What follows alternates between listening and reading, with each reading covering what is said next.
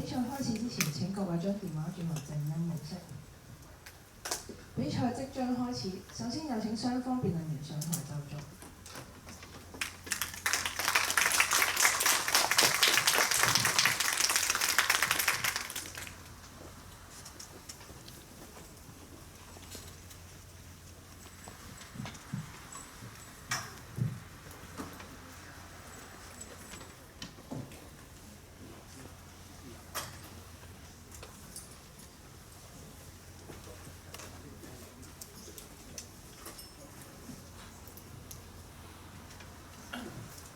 唔該晒咁多位評判、各位來賓、各位同學午安，歡迎大家出席2024-25年度大專辯論賽。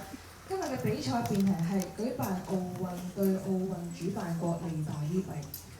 對賽隊伍為正方嶺南大學、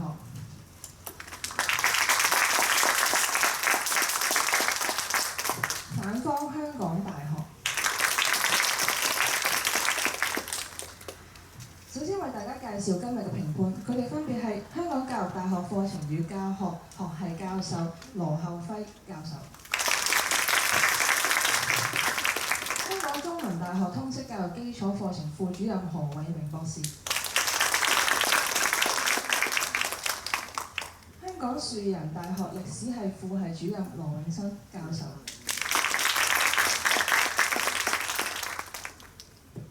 好多謝3位評判在百忙之中撥冗出席，並擔任是次嘅比賽評判。接住落嚟為大家介紹今日嘅辯論員。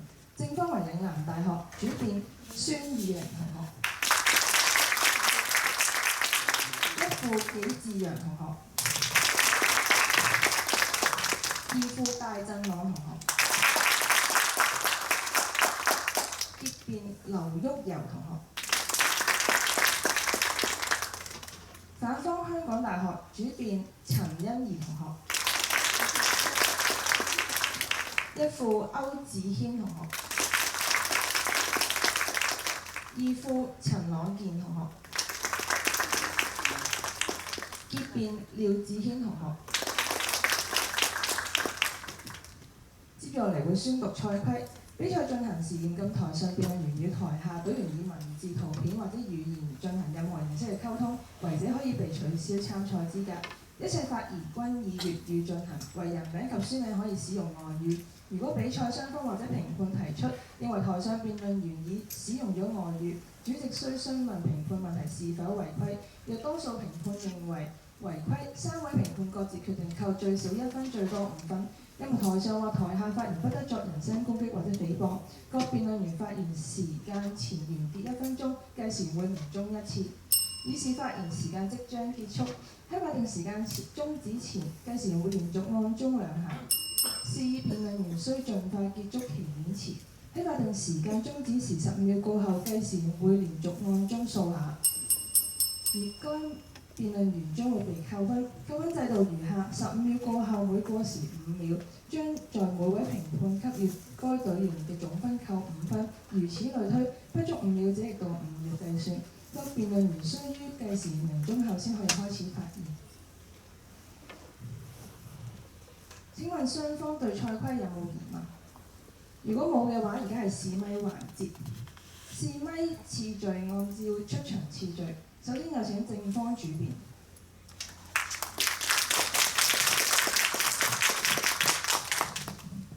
試咪試咪試咪試咪。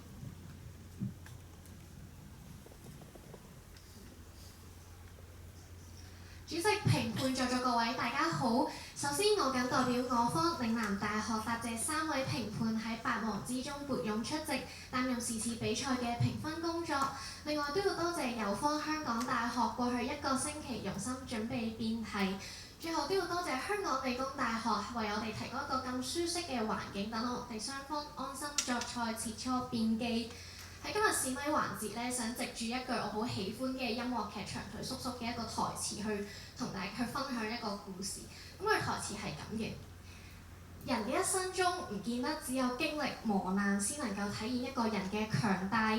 喺面對生活繁瑣嘅生活嘅時候，依然能夠以微笑面對，先係一個人真正嘅強大。我哋無論係辯論定係學業，甚至係人生路上咧，多多少少會遇到一啲挫折。面對呢啲挫折咧，我都希望我自己同大家都可以繼續微笑面對，有個好嘅心態，亦面對所有嘅困難。多謝各位。而家有請反方主辯。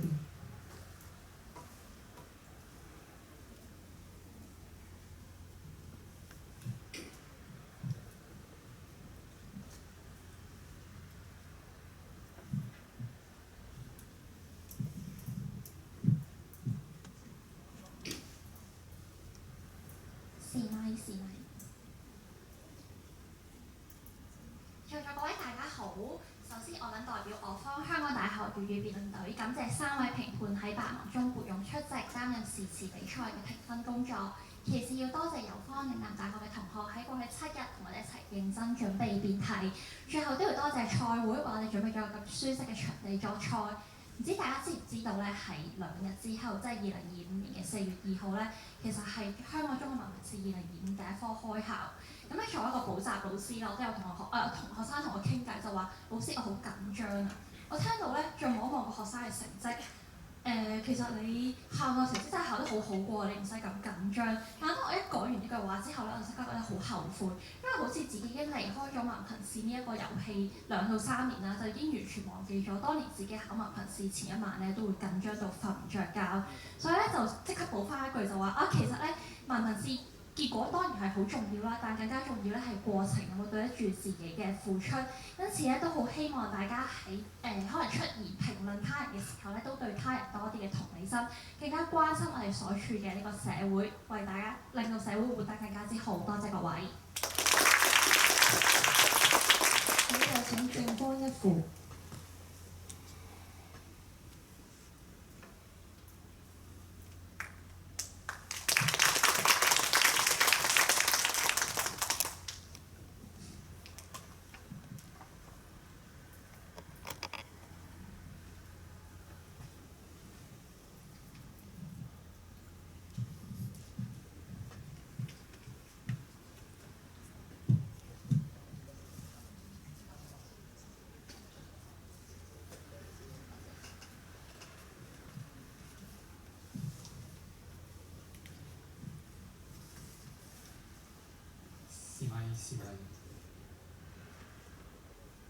試咪。在各位大家好，咁可能支咪就唔係好夠，好吸力啦。但係試咪環節唔緊要，最緊要試好支咪。咁可能我大聲少少咁講，希望在場咁多嘅觀眾都聽得到。咁參加一場大專辯論比賽啦，非常之慶幸啦。因為其實原本我可能已經冇諗住再繼續去參加任何大專嘅形式嘅辯論比賽啦，但係都好感謝嶺南中電咧，依舊俾咗呢個機會我去俾我繼續去嘗試，繼續喺呢個大專辯論嘅舞台度繼續去展現自己出嚟。咁喺呢度好答謝嶺南中電，同時都好答謝3位評判同埋在座各位，因為而家最近天氣都開始忽冷忽熱，都係一個好容易染上疾病啊、染上感冒嘅時期啦。咁希望大家咧可以好好注意天氣啊，保重身體。都好感謝大家百忙而嚟，都嚟到呢度睇我哋比賽。多謝各位。而家有請反方一副。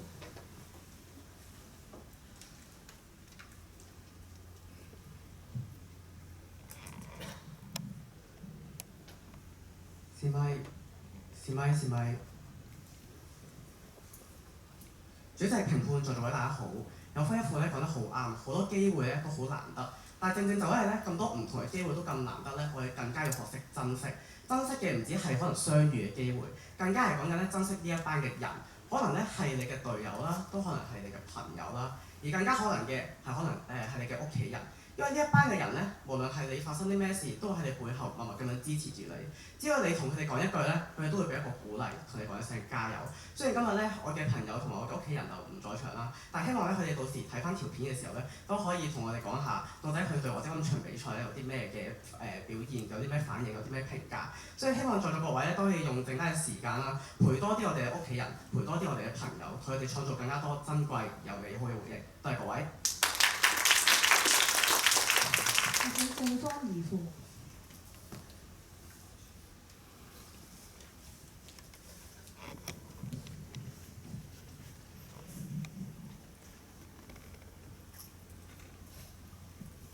試咪，大家好啦！又嚟到第2場嘅大專辯論比賽，仲記得咧呢度一直都係自己好向往嘅舞台。好似我方一副所講啦，支咪咧可能真係唔好啱佢。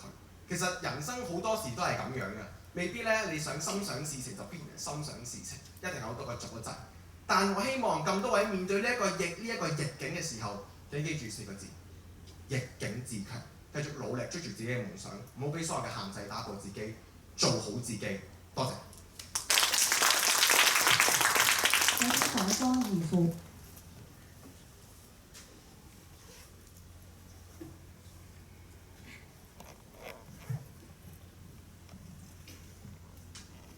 試咪。大家好，想用少少時間介紹翻自己先。我唔係叫陳朗健，我叫陳明健。係啦，咁今日咧就想同大家講少少嘢。有方一主面出嚟講要微笑面對，有方二副出嚟講要逆境自強。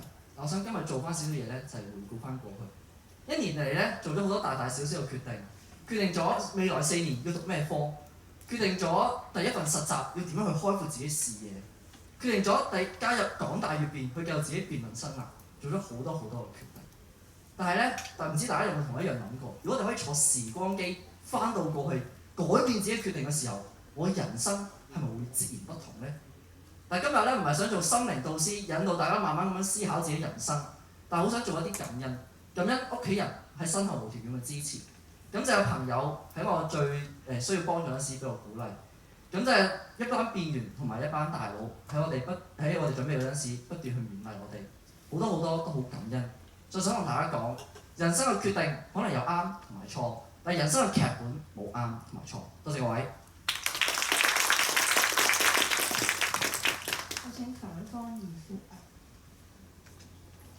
按照發言次序，而家有請反方這邊。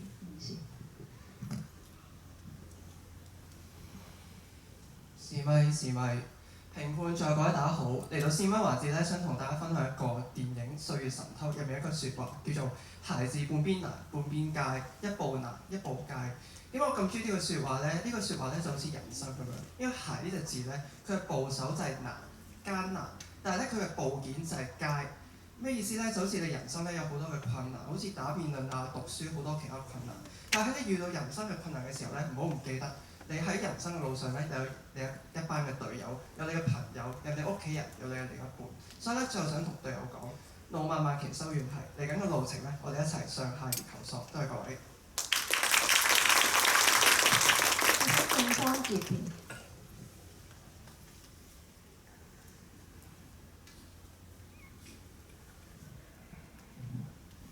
試咪。再各位大家好，咁嚟到大專辯論嘅呢個舞台，嚟到最後一個位置，有方二副回顧翻過去，我都想回顧翻當初究竟點解入辯論隊。咁當初入學咧，咁多種活動咧，想有翻啲活動，但係又唔想太多喐動，因為一個唔使做辯論嘅就係辯論，唔使做運動嘅就係辯論啦。但係入咗嚟咧，發覺咧準備辯論真係好辛苦，辛苦程度不亞於一個運動員。但係當你慢慢準備嘅時候，識咗一班朋友，唔係見到自己一步步嘅進步，即係獲得好大嘅滿足感。最後真係想講翻句，我真係冇後悔入過辯論隊，好彩入咗辯論隊。希望接住落嚟咧，帶嚟一場精彩嘅比賽俾大家。多謝。而家比賽正式開始，有請正方主辯，你有4分鐘發言時間，準備好請向計時員示意。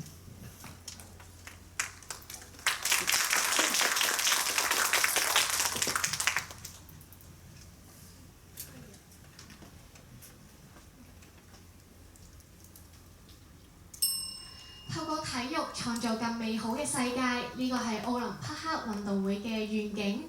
主席、評判在座各位，大家好。自1896年第一屆希臘雅典奧運起，各主辦國積極籌辦奧運，至今發展成4年一度嘅國際盛事。奧運憲章強調可持續發展，意指舉辦奧運應為世界人民、主辦國同運動行業創造長遠收益。申辦城市要接受國際奧委會審查，條件包括經濟實力、政治穩定以及基建設施。回顧各界嘅籌備過程，奧委會會提供8至10年嘅籌備時間，俾主辦國由社區設備、公共服務、環境衛生等各方面準備，務求以最好面貌迎接奧運。可見舉辦奧運對於主辦國而言，除咗體育發展，更涉及民生、經濟、社會等多個範疇。而衡量辯題成立與否，就要視乎主辦奧運能否帶嚟獨特裨益，推動國家長遠發展。我方正立辯題原因有二：第一，促進城市建設，推動多元發展。籌辦奧運期間，主辦國會翻新或興建大型場館。參考奧運研究中心嘅125年來奧運場館的賽後利用研究報告，過去51場奧運會入邊，85%嘅場館至今保持運作。就以北京奧運新建嘅鳥巢為例，至今舉辦多項大型活動，包括13個國際錦標賽事、320場10萬人演出、各大行業展覽等，平均年利潤超過2.6億人民幣。城市建設方面，悉尼將8個垃圾場翻新成奧林匹克公園，巴塞隆拿新城為奧運過濾前工業港口水域。城市設計團隊竺格更指出，倫敦東城區原本係銜接工業區，借助奧運嘅契機，成功喺10年內完成原本要25至30年嘅城市轉型，升級為集體育、文化、科技產業於一體嘅新興城區。要問有方，如果冇奧運，呢啲城市建設要等幾耐呢？第二，建立正面形象，帶動長遠收益。奧運作為國際盛事，深受全球市民關注。北京大學新聞與傳播學院副教授吳靜就指出，奧運會可以視為塑造國家形象、展示實力嘅外交平台。回顧歷史，1964年東京奧運，日本一改戰後蕭條嘅景象，更係首個全面使用國際計時嘅運動科技計時嘅奧運會，向世界展現日本嘅科技實力。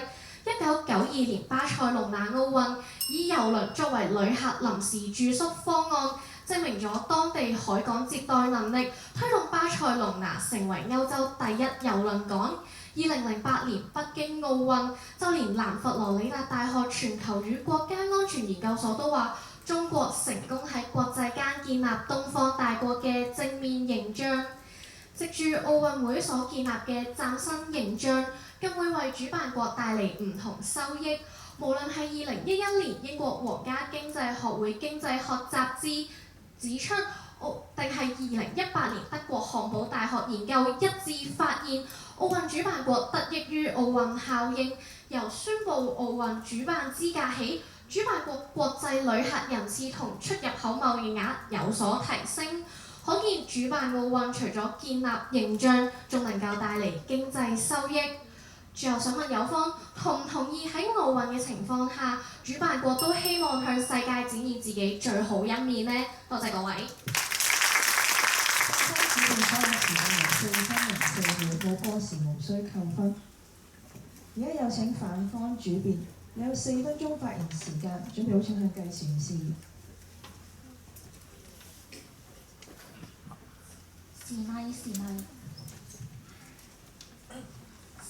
時咪。在座各位大家好，聽完有方主辯4分鐘發言，覺得好失望，因為有方完全漠視現況，亦都唔理解奧運嘅本質。我哋逐點拆解，先睇現況。有方舉出倫敦奧運例子，話當年為咗舉辦奧運，所以就會推動城市建設，因此就證明奧運係好好啦。但可惜有方呢個係直線邏輯。如果你講到城市轉型係真係咁重要，亦即係意味住就算冇奧運，同樣城市都需要跟採。咁今日有方憑乜斷定呢啲國家唔舉辦奧運就必然唔能夠城市轉型呢？再講有方又話奧運能夠展示國家實力，但説穿了只係當奧運係面子工程。因為首先有方同學都識得講，奧委會有一定嘅篩選標準，奧委會篩選得你作為主辦國家，代表你本身已經有一定嘅國際地位。有方又話唔係啊，可以長遠而言吸引海外投資者。但根據美國經濟研究所，奧運極其量係短暫刺激經濟增長。台灣淡江大學教授李煜祥都指出，過半主辦國嘅經濟成長率喺奧運完結後立即下降，近更甚者，有方忽視咗咧為咗面子工程背後嘅龐大成本。希臘04年舉辦完留低咗過百億美元債務，未等到有方口中經濟成果，6年後已經破咗產。再講奧運本質，奧運係全球最大規模嘅賽事，單係上屆巴黎奧運就有過萬名運動員角逐300幾項獎牌項目，同時每屆奧運規定要喺半個月內完成。而且大部分賽事安排喺單個城市進行，對主辦國造成極大負擔。喺奧運模式之下，即使有方所講嘅8到10年準備時間，都遠遠唔足夠。其實有方不斷誇大舉辦奧運嘅成效，但隻字不提背後嘅代價，因為佢哋都明白國家嘅每個施政決定，包括是否舉辦奧運，最終都要向市民交代。因此今日衡量辯題應該要以人為本，宏觀審視舉辦奧運點樣影響主辦國嘅整體社會同市民生活。我方見到舉辦奧運普遍會帶來以下兩大弊處：第一，用不其所，損害公共財政。根據奧委會過去10屆奧運有9屆都超支蝕錢。雖然奧運項目唔係話要賺大錢，但起碼錢要用得其所。奧運規模大、賽期短嘅模式，正就係要求主辦國興建大量一次性設施，造成公共資源嘅破壞。回顧過去30屆奧運，起咗900幾個場館，當中1/4用完即拆，其餘擺喺度空置嘅不計其數。而且根據牛津大學研究，奧運籌備時間非常緊湊，延誤超支問題比起正常高1.5倍。超支問題更加會直接損害政府財政，因為超支加拿大蒙特利爾加稅加足30年，巴西要削減2成嘅安保支出，希臘更加搞到破產，完全係得不償失。第二，扭曲規劃，損害市民生活。奧運模式要大興土木，興建大量奧運後根本就用唔着嘅設施，唔單止浪費公共開支，更加掠奪土地資源，扭曲城市規劃。好多主辦國為咗喺限期內完成準備工作，會操之過急，強行清拆貧民窟，甚至進行大規模逼遷，包括08北京奧運、16里約奧運等。根據日內瓦全球居住權與反逼遷中心，過去20年全球超過200萬人流離失所。有方只係見到奧運場內觀眾嘅歡呼喝彩，但對於場外市民嘅無聲吶喊就視而不見。想問有方，你夠唔夠膽親口同佢哋講一句奧運係利大於弊呢？最後想問有方，如果舉辦奧運真係你哋講到咁百利而無一害，點解申辦國家數字喺過去20年逐漸減少？2024年美國波士頓同德國項目更加紛紛放棄申辦呢？多謝各位。考方主辯所按時間由4分08秒，冇過時無需扣分。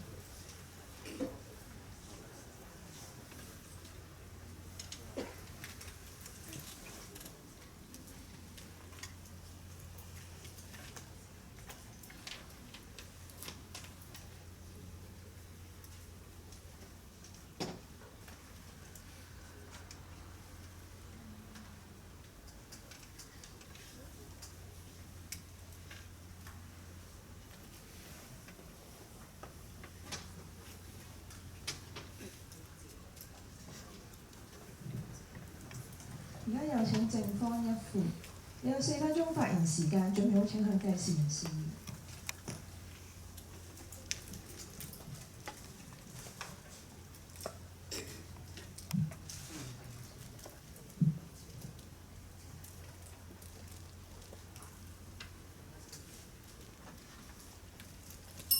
評判座各位大家好，有冇反對辯題咧？不外乎係因為以下2個原因，我哋不妨逐一拆解。第一，錢嘅問題。咁我方主辯口聲聲話咧，下下都會超支啊！但原來我哋見到謝菲爾德哈蘭大學嘅研究同我哋講，基礎建設往往已經佔足奧運開支嘅8至9成嘅時候，呢啲嘅基礎建設係機場係道路，你帳面數字睇唔到盈餘，好合理，因為呢啲唔係超支係投資。所以説穿一點，點解有方覺得會係蝕咗錢？仲有方其實好短視，講到我呢一屆咧，我擺咗100億，我唔即刻賺翻個8億咧，都係弊大於利。但原來講緊呢啲嘅基礎建設，未來係可以投入社會、投入國家，用幾十年嘅時候，佢嘅支出你係睇，長遠效益你通通都唔睇，呢一點到底公唔公允呢？所以真正正衡量利弊。我方同你講緊巴黎奧運，巴黎東北部郊區咧原本係投資最不足嘅地方，但因為喺當地起咗選手村。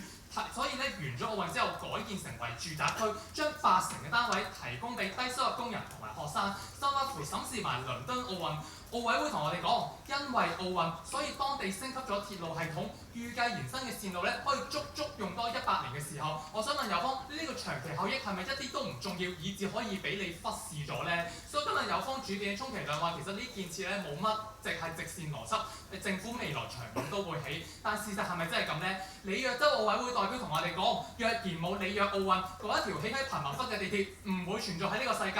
巴黎衛生部同我哋講，若然冇巴黎奧運會，塞納河嘅清理工程會停滯20年，顯然同友方所講嘅恰恰相反。所以今日友方充其量話啦，會用完就拆，但友方整體嘅情況、宏觀嘅情況冇同我哋解釋過咧。奧委會嘅資料同我哋講，奧運會過去51屆嘅奧運8/5嘅場館都有繼續使用，甚至乎睇埋未來嘅情況，奧委會2020+5嘅議程同我哋講係需要有奧運去配合個城市嘅發展，唔會再出現你所講嗰啲嘅情況。所以凡姐方唔好再攞呢個個別例子同我方講啦。所以有方充其量就再講啦。蒙特利爾肩負起30年嘅債務，但方就唔明啦。全球各國都有自己嘅國債要承擔㗎啦，所以你所講嘅債務到底對佢哋城市造成乜嘢實質嘅負擔，有方通通都冇論證過㗎。相反，正正係因為呢場奧運，佢建立嘅奧林匹克公園咧成為當地嘅地標，直至今日吸納咗1億個遊客到訪，所以有方凡稱你必須解釋清楚你所謂嘅負擔係喺邊度啦。所以今日有方好中意講錢，唔緊要，我方主編同你講，舉辦奧運可以造成奧運效應，帶嚟後續嘅經濟收益。所以美國全國經濟研究所研究1950至06年嘅歷屆奧運，發現主辦國咧可以透過申辦奧運展示佢經濟開放，永久提升佢出口量同埋以至旅遊收益。所以睇翻96年亞特蘭大奧運到16年里約奧運咧，舉辦奧運後4年，主辦國出口量都有上升，平均升幅為4/4，甚至乎旅遊收益同你講緊過往5屆嘅奧運主辦國旅遊收益同埋人次通通都有上升。所以錢呢個問題唔係今日奧運帶嚟嘅弊處，呢點確立咗。之後就要睇有方最擔心第2點嘅民生問題。有方話有200萬人被逼遷，但有方資料都講錯。份資料係講因為200萬人因為奧運而離開，從來冇講過被逼遷嘅真實數字。甚至乎你同我講緊話里約嘅奧運，有方講得非常之好啊！貧民窟被拆除，但拆除嘅後續係講緊啲乜嘢啊？當地政府足提供咗3個選項俾佢哋居民，分別係公屋、現金賠償、協助購買住宅，有方通通都視而不見。所以正係因為奧運啊，提供咗一個機會俾佢哋逃離貧民窟。點解去到你口中會無啦啦變咗個弊處咧？所以最後啦，今日講緊話民生嘅問題。悉尼奧運會創造10萬個新工作機會，北京奧運北京市政府同我哋講，平均每年創造44萬個工作機會，因為奧運。巴西最貧窮嘅5個巴西嘅人咧，人工因為奧運高咗30%嘅時候，難道呢啲唔係對民生仍然係最實際嘅好處咩？多謝各位。冇過時無需扣分。而家有請反方一副，你有4分鐘發言時間，準備好請佢計時完事。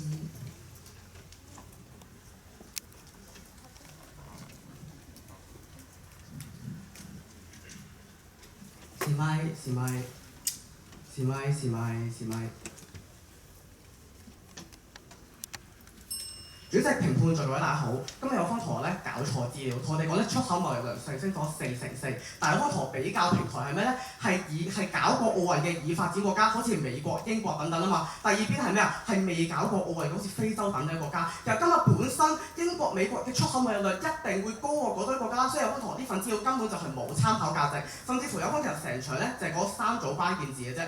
第一組同你講咧正面形象，就話咧今日搞完咗奧運啦，國家形象就會正面上升，但係咪住先，我哋睇翻資料啊！原來今日人權組織獎牌的另一面同我哋講咩咧？每次搞奧運都會出現一個叫做社會清洗嘅現象，換言之就係一個政府咧會用極端嘅手法去處理一啲社會上面嘅黑暗面，例如係露宿者嘅問題等等。今日咧我哋見見到就係過去20年咧，有方冇否認㗎，逼遷咗200萬人。所以咁有方同學提升所謂國家正面形象嘅方法，係咪就係逼遷呢一班嘅人，以為睇唔到就係最好咧？所以去到第二個關鍵字啊，有方話多咗基建，話8成5樓低，但係方同學你錯啊！因為今日我哋計埋係更加宏觀，計埋暫時性建築嘅時候，其實每4個建築只得有一個已經俾人拆咗，剩低3/4有方計埋嘅係咩咧？講緊嘅係一啲因為營運成本太高冇人用嘅基建啊嘛，嗰隻係雅典嘅奧林匹克游泳中心啦，或者係尼卡亞奧林匹克舉重館等等，有方同學連呢一啲數都計埋，其實咧有幾多真係幫到市民俾到佢哋用咧，從來唔知道。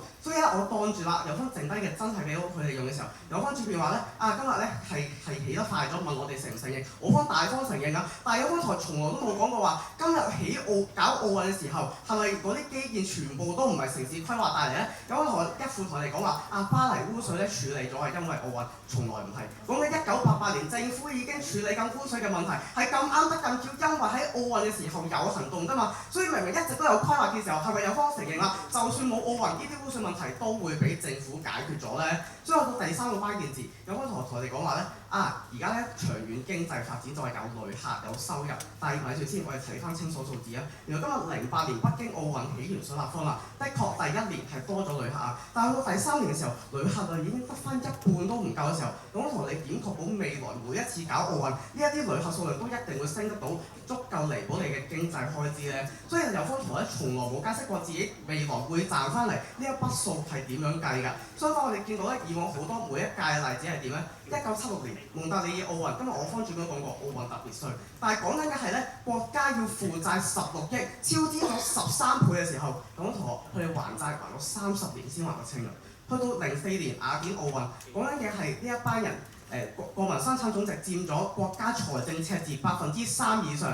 今日佢哋每一個人都要還債，還到而家都還唔完嘅時候，講緊同學，你係咪想未來每一屆有呢一啲經濟赤字都要我哋市民過去還單咧？其實咧，有方同學一副咧就同我哋講話俾少少錢冇問題嘅，但係一從來講緊咧唔係蝕少少錢，而係蝕好多錢，更加係會影響到民生，更加會影響我哋下一代，佢哋都要幫我哋還債嘅時候，在各位值唔值得咧？其實我哋今日咧唔單止係錢嘅問題啊，睇翻民生啦。今日巴西里約奧運咧，佢哋為咗填補開支，削減咗喺老師上面嘅支出，唔俾佢哋加人工。佢哋16年3月嘅時候，有70%嘅教師同你出嚟遊行示威，要罷課。政府做咗啲咩咧？派警察過去武力鎮壓。但係到頭來可笑嘅係，半年都唔夠，就連警察嘅開支都俾人削減咗2成嘅時候，各位同學去到6、7月呢一班警察咧都唔做啦，要出嚟抗議去國際機場啦。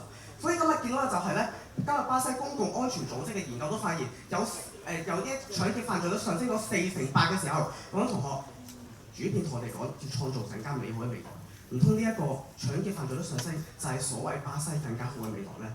所以有方同學講到尾咧，舉辦奧運只係一個勞民又傷財嘅事，為嘅即係國家一個面子工程，但係今日為咗奧運主辦國5隻字，就要犧牲市民嘅福祉，咁真係值得咧？多謝各位。搶翻一個所有時間4分6秒，冇過時無需扣分。而家有請正方二副，你有4分鐘發言時間，準備好請去計時員士。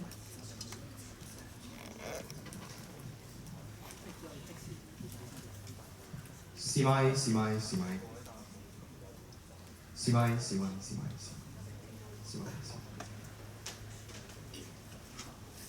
再大家好，你有2分鐘用幾個問題歸納。第一個問題，關唔關奧運事？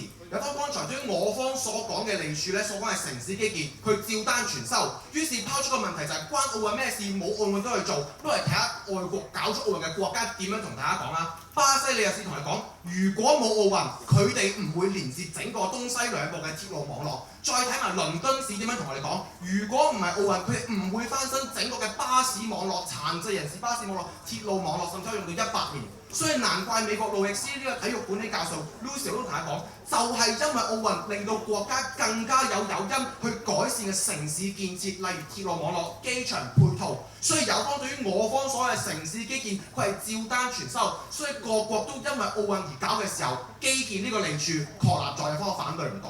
所以問第2個問題，使錢使得多唔多少唔少？其實有方同學咧立場自相矛盾㗎。佢同我方講係啊，用喺基建，咁問題就嚟啦。有方你嘅計算方法係會蝕錢，但問題有方覺得咩啊？譬如話呢啲基建用喺30年、50年，我剛才所講倫敦就有用100年，咁點解一個長期嘅計劃，嗱，都會同你講要喺今年賺得翻回得本呢？情況就好似今年政府財政預算案用咗1000億用搞基建，用友方嘅腔調就話：喂，唔係喎，今年賺唔到1000億，不如唔好做就係弊大於利。呢一點顯然唔合理。所以論縱觀嚟講，呢啲鐵路可以長遠做，所以友方你用銀碼計算已經唔合理。所以第三個問題就係嗰筆錢為使大咗，佢再講咗咁耐，搞咗奧運兩個例子。第一個希臘，佢同我希臘咧會因為搞奧運會蝕錢，但係咪住先？根據台灣政府嘅官方數據同佢講，希臘破產嘅原因根本之前啊已經講緊每年蝕緊過百億啊！奧運都係講緊你口中超支都係，無論結果有冇奧運都會超支，所以情況有可能只係將兩個連續嘅發賣嘅事夾扣咗因果關係。情況就好似剛才盞燈熄咗啫嘛，有方你唔會話因為我喺度打大專辯論，所以剛才盞燈熄咗有關我事㗎嘛，所以有方同我哋兩樣嘢扣連咧冇因果關係。甚至幫我攞蒙特利爾同我方講，我方解剛才咧所個表話俾在座各位知，蒙特利爾嗰個塔啊，到而家有1億個遊客嚟講，你又唔講。即使你撳我方退一萬步言，即使蒙特利爾真係有問題，大家知唔知蒙特利爾幾多年前啦？係50年前嘅一個例子啊，方同學。甚至當年咧仲未有體育商業化，仲係蒙特利爾自己政府計劃出錯，用咗70%嘅資金起一個場館。所以説穿了超支問題，即係有方咩啊？特例當常態，所以有方我呢個錢銀上面唔需最需要同我方講超支問題。於是有方同我講：喂，唔係喎，你嘅奧運旅遊有咩關係？我方話俾你知咧，以過去5屆奧運話俾在位之際，都係因為奧運而旅客人數多咗，除咗東京疫情嗰年冇辦法去啦。所以有方對於我方嘅利算用奧運關唔關事咧？呢一點咧顯然唔合理。所以就要問嘅就係今日聽咗好多錢作佢講嘅勞民傷財。先不論我方剛才講咗啦，就係咧巴西嘅搬遷嚟，佢嗰份報告咧，佢講啲唔講啲，200萬人咧係離開，唔一定係關呢個奧運事，甚至無論各個奧組委嚟北京奧組委同大家講，冇人因為北京奧運而攞唔到錢賠償，所以咧有方台今日去到最後嘅標準係咩咧？就係、一個人一個磚頭都唔能夠移動，就係方嘅標準。所以有方今日咧唔係反對緊奧運，係反對任何城市建設。所以我方見到就係今日巴西貧民窟政府要喐貧民窟嘅時候，反而令佢哋上公屋，嚟協助資金買樓。除非有方突然間義父行出嚟同大家講住貧民窟好過住公屋，咁我真係覺得好可憐有方嘅立場。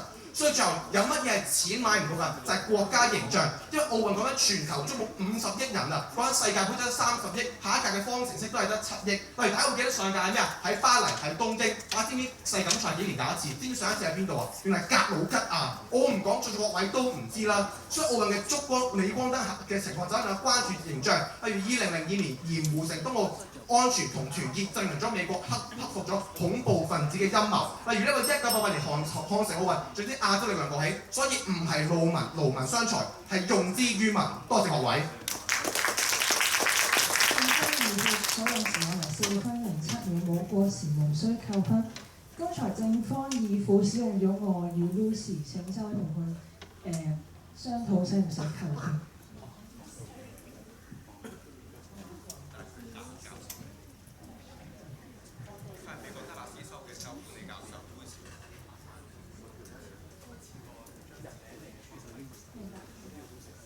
因為 Lucy 係人名，所以無需扣分。唔該晒。而家有請反方二副，你有4分鐘發言時間，準備好請向計時員示意。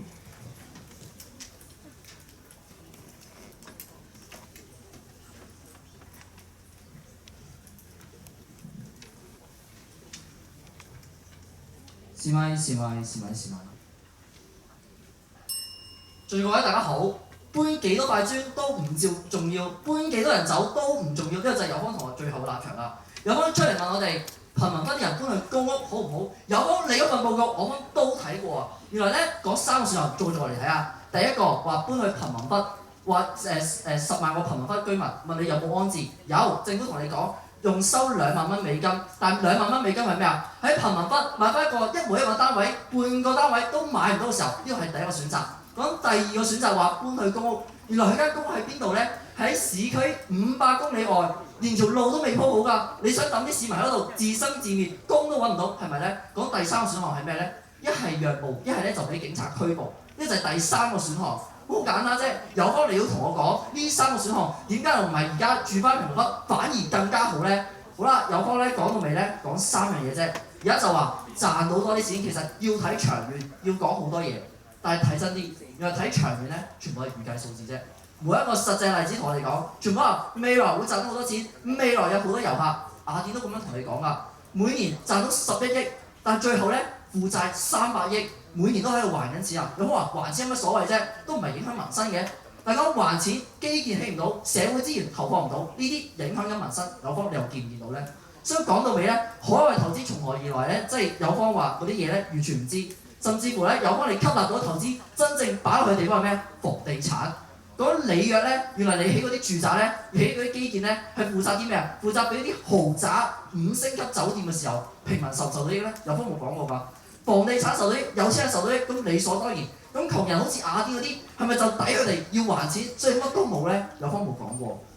有方講到最後啦，講正面形象，講北京成為東方大國，唔知邊個國家成為第一郵輪港。有方講緊有民調反對，有方你唔聽。今日英國居民同我英倫網廣播話：我唔想搞奧運。東京居民唔想搞奧運。巴黎過半數居民同你講唔想搞奧運。有方話唔係，仲有國家肯搞啊，肯搞就冇問題啦。仲有國家肯申辦啊嘛。但方正正就係見到呢啲政府漠視緊民意。講緊有方你自己主聯開出嚟嘅德國漢堡話經濟有收益。原來德國漢堡聽到市民心聲咧，都選擇退出咗申辦奧運。有方你啲資料用就用一邊，但原來佢退出咧，你又唔同大家講喎。所以好簡單啫。有啲政府聽到市民民意，用翻啲資源落去公共醫院，甚至係強化教育機構上面。有翻呢啲理民生需求、理市民意見嘅政府，唔係應該今日我哋要去相信嘅咩？咁所以今日有方同學你所講啲好多邏輯話起基建唔係錯，咁但係今日有方同學講咗8成5嘅例子，原來咧我方一副問你，有啲場館荒廢咗、閒置咗，係冇用嘅喎。但係有方就話有啲塔啊起得好高，有幾百年遊客收益。但今日有方其實你自己都拓撲唔到，就係每一個因為奧運而起嘅場館，都係可以帶嚟長遠收益啊嘛。好啦，咁其實講翻清楚就係今日有好多逼遷嘅問題。今日好似倫敦、亞特蘭大政府兩個都為咗起選手村，分別收翻咗舊區公屋，同大家講話低收入居民講話，唔緊要啊，你自己搬翻入嚟住啦，我會俾翻你住噶啦。但係為咗最後做靚條數，一係將選手村賣咗俾啲私人發展商，無論先不論兩個政府回唔回到本。倫敦嗰邊有1000個公屋，但係全部變咗做月租4萬蚊港紙嘅中產單位。亞特蘭大嗰邊4000個單位，最後淨係留翻得78個俾基層入去住。呢啲係咪一個政府應該要取嘅態度咧？其實諗落都真係好合理，因為邊個政府或者邊個政府想啲外國旅客人嚟見到咧，係自己班基層市民最破壞一面啦。難怪亞特蘭大政府喺奧運之前批咗75萬，幫幾千名露宿者買單程巴士飛送佢哋去其他州份。有幫呢啲將市民當垃圾掃走嘅個案，係咪叫發展緊呢？咁好簡單，過去30幾屆，無論係已發展定未發展，都會迫害緊自己市民。咁有方口中所謂嗰啲田徑口號，或者更高、更快、更遠呢啲口號，講緊係咩啊？更快咁拆晒啲更高，起更加高嘅摩天大廈，令到基層搬得越嚟越遠，呢個先係有方口中嘅奧林匹克精神啊嘛！多謝各位。考分預報所用時間為4分13秒，冇過時無需扣分。接住落嚟係台下發問環節，每間院校有3次台下發言機會，台下發言者冇權要求邊個作答。每位台下發問者發言時間為1分鐘，喺發言時間完結前15秒，計時員將鳴鐘1次。以示發言時間即將結束，喺發言時間終止時，計時員會連續按鐘2下。以示發言時間即將結束。以示台下發言者必須立即停止發言。如果唔停止發言，主席將立即終止其演辭。任何一方喺30秒內未能夠派出代表作台下發問，當自動棄權。台下發言者必須發問，否則發問一方無分，對方可以獲得該題嘅滿分。如果有任何爭議，以評判意見為準。任何一方喺對方台下發言1分鐘內未能夠派出代表作答，當自動棄權。喺1分鐘時限完結，計時員將會鳴鐘1次。以示辯論員應盡速盡快答辯。各隊員共有3次答辯時間，每次答辯時間為1分鐘。喺發言時間完結前15秒，計時員會鳴鐘1次。以示發言時間即將結束，喺發言時間終止時，計時員會連續按鐘2下。示意辯論員須立即停止發言，如果唔停止發言，主席將會立即終止其演辭。而家正方第一條台下發問，有請正方同學。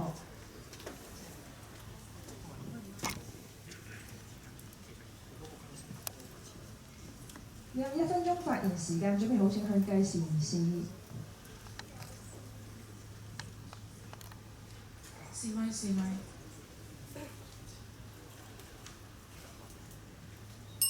大家好，今日有方咧講希臘話佢哋用錢嚟搞奧運，咁究竟係不自量力，究竟係國家自己嘅問題，定係奧運必然會令國家破產呢？顯然唔係。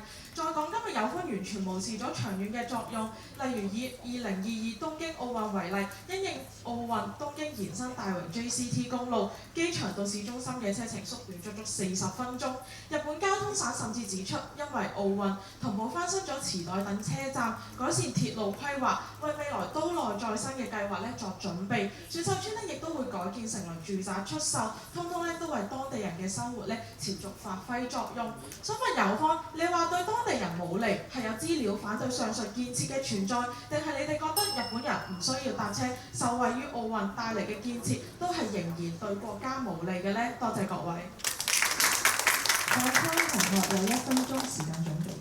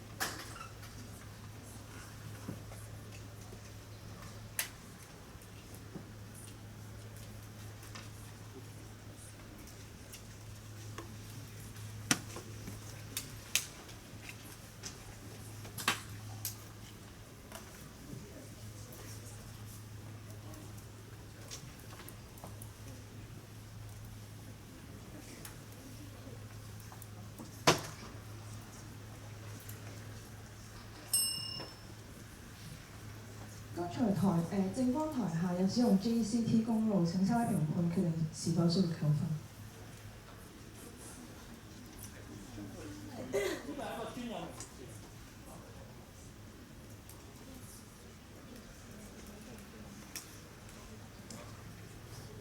剛才係一個專有名詞，所以無需扣分。而家有請反方同學答辯，你有1分鐘發言時間，準備好請去計時示意。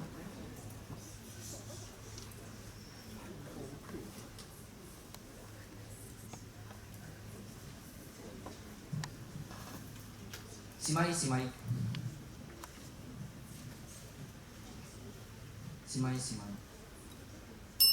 在座各位大家好，有方啱啱問我方呢啲基建需唔需要國民需唔需要對國家有冇利？我方答你有利。但好簡單啫，有方今日個邏輯輸打贏要㗎。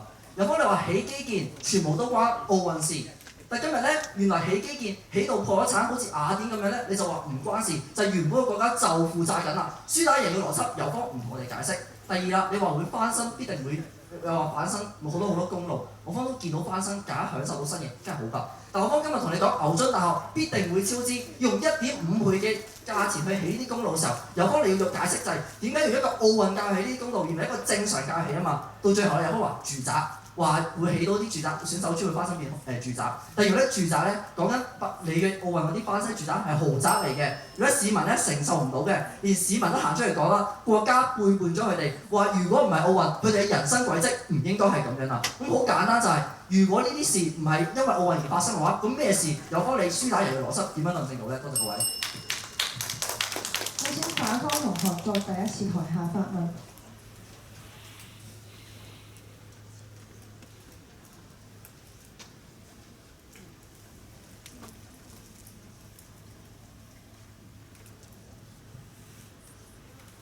有1分鐘發言時間，準備好請向計時示意。試咪。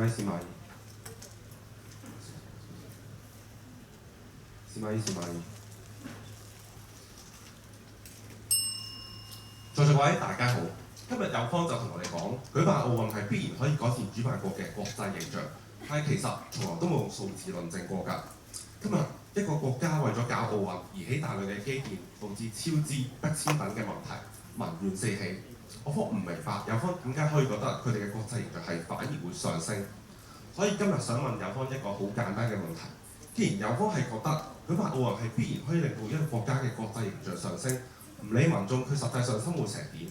咁今日俄羅斯、伊朗呢啲民眾，佢哋身受戰亂之苦，咁有方係咪又覺得呢啲國家都可以透過舉辦奧運嚟提升自身嘅國際形象呢？多謝各位。正方同學有1分鐘時間準備。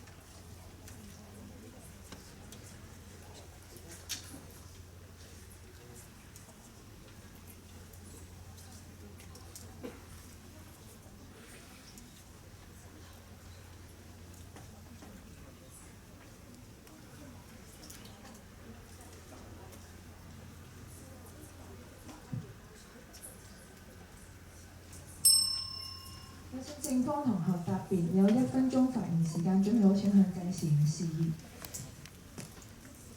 試咪。再大家好，好多集分問題。佢問我哋，如果俄羅斯、伊朗去搞奧運提升自己形象，咁係咩嘅好事？咪先，原來奧運嘅主題咧係和平。若果俄羅斯、伊朗願意因為申辦奧運而停戰，改善國內問題，搞好基建嘅，呢一個就係雙方最希望見到嘅問題。所以有方你講俄羅斯咧，如果佢真係搞奧運想停戰咧，我方唔反對。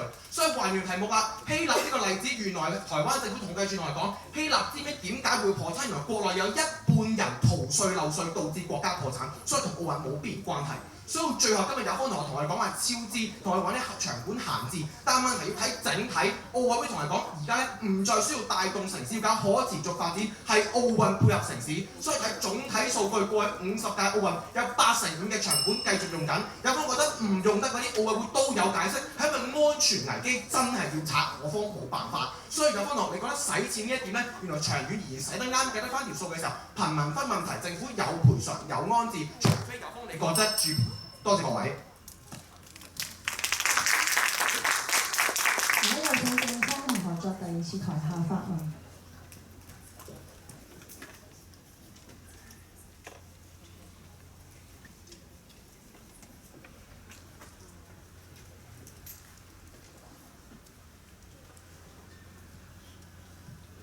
有1分鐘發言時間，準備好請向計時員示意。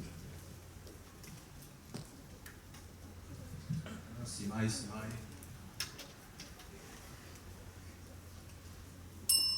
再各位大家好，今日有方衡量辯題標準十分奇怪，佢哋話已發展國家本身形象好，所以形象再好都唔係利處，出口貿易額比以往高都唔係利處，咁我方真係唔明白呢個世界到底有啲咩係會對已發展國家有利呢？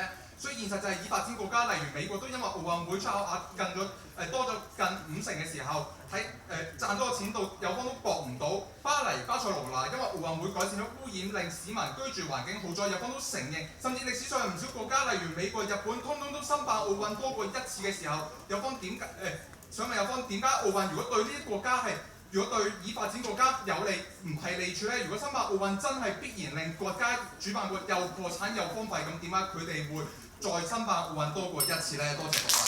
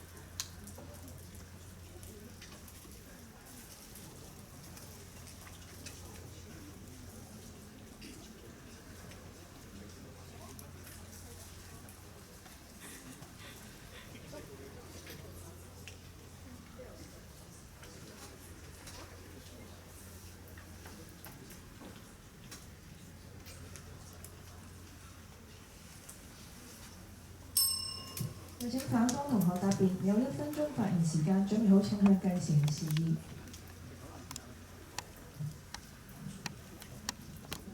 是咪？是咪？是咪？是咪？是咪？是咪？是咪？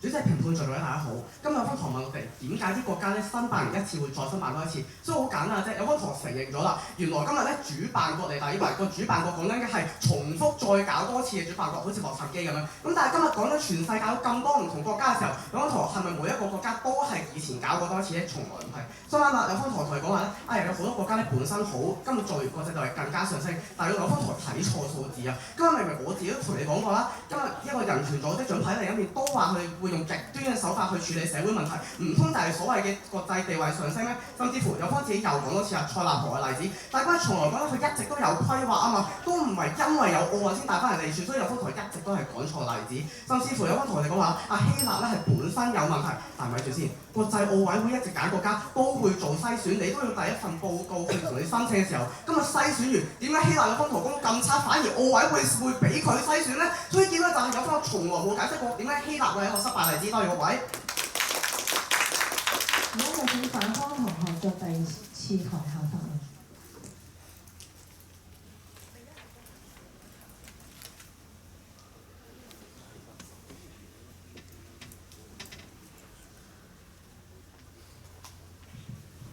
你有1分鐘發言時間，準備好請向計時員示意。是咪？是咪？是咪？是咪？是咪？是咪？在座各位大家好，有方今日話奧運加快咗城市發展，又用倫敦東城區為例，將原本25年嘅發展濃縮到10年之內完成。但係快咗嘅代價就係城市規劃操之過急。英國衛報都指出，東城區有超過1000個公屋戶係因為奧運要起選手村而被迫遷出，係冇安置方案嘅情況之下。而牛津大學都話，因為咁快嘅發展係會令同一個基建喺奧運期間興建額外超支1.5倍。而喺30年都係咁嘅情況之下，係有方義父將超支嘅常態講成特例啊！正常起基建係為市民受益，但過去30屆嘅奧運唔單止令同一個基建支出多倍，更係令最後應該享受到呢啲利益嘅居民都被迫遷走晒。最後想問有方，係咪基建起好冇人使用都叫利多於弊啊？多謝各位。方同學，你有1分鐘時間準備。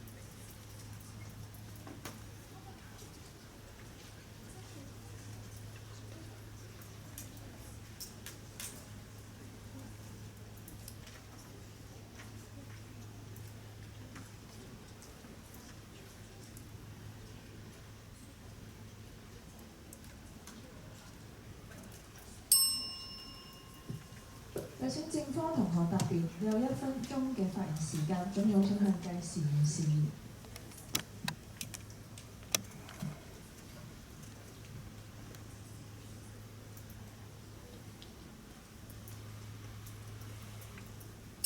評判座各位大家好，首先好多謝方台下發問，有方仲有問我哋呢啲基建起源冇人用點算？但我方真係唔明白啦，到底邊一個基建起源係因為奧運而真係冇人用？有方一個例子都冇同我哋講過，所以而家講緊索契冬奧嘅場地，而用完咗奧運之後搖身一變，變咗一個教育機構。亞特蘭大嘅選手村變成咗公立大學嘅學生宿舍，甚至乎倫敦因為奧運起咗一個地鐵，未來預計使用100年嘅時候，到底點解會無啦啦冇人用？有方需要解釋，所以方充其量咧就真係同我哋講話不斷有好多嘅超支情況發生，但超支佢超支代唔代表佢負擔唔到，代唔代表佢經濟造成負擔？日方通通都冇解釋清楚過啊！所以我而家同你講緊呢啲嘅基建未來可以投入社會使用幾十年嘅時候，呢個長遠嘅效益你通通都唔睇，就係睇當下超我知到底呢一個比較公唔公允呢？所以原來我哋同你講緊，當呢一啲嘅基建未來種翻落市民身上嘅時候，民生問題我哋控制得到，錢嘅問題我哋都解決得到嘅時候，點解唔係發大嚟？整唔成你真係多謝。學嘅第3次台下發論，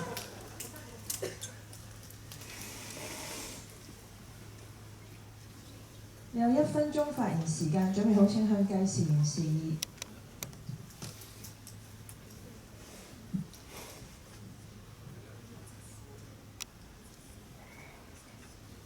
示威。在座大家好，今日有方嘗試用全球居住權與反逼遷中心嘅報告論證奧運引致逼遷，但有方顯然冇睇清報告。報告用字係指搬遷，並非政府因為奧運而逼遷。而北京所指嘅125萬搬離人口係指係籌備7年嚟搬離北京嘅人口，所以報告都承認冇直接證據證明市民搬遷同奧運有直接關係。至於有方講咗全場嘅巴西逼遷，據巴西國內非牟利組織 Real On Watch 居民嘅表示係佢哋拒絕咗大筆嘅賠償金額，放棄政府提供更大嘅房子，只係為咗尊嚴而留守原地。根據有方邏輯，民意至上，有錢賠，有替代房屋都唔可行。咁係咪所有舊區同貧民窟都唔整得唔得？所有城市原地踏步就最好呢？多謝各位。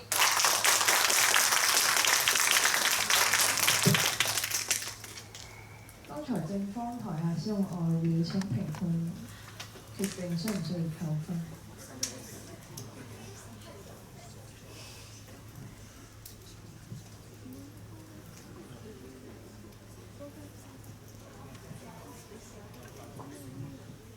因為根據賽規咧，係唯獨人名同埋專有名詞先無需扣分。我哋就未能夠決定係需唔需要，所以上收評判示意。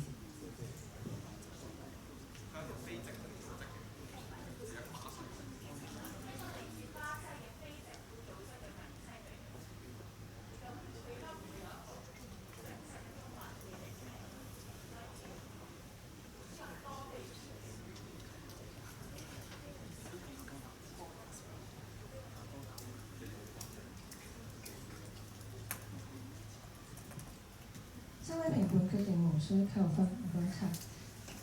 校方同學有1分鐘時間準備。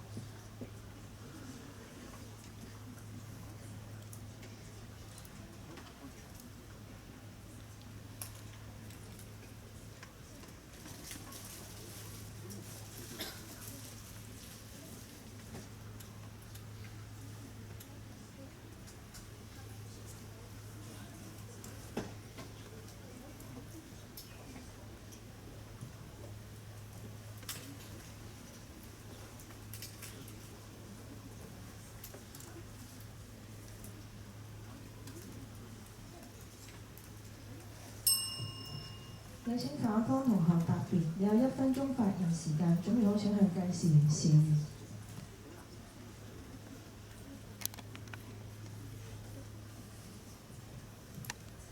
示威。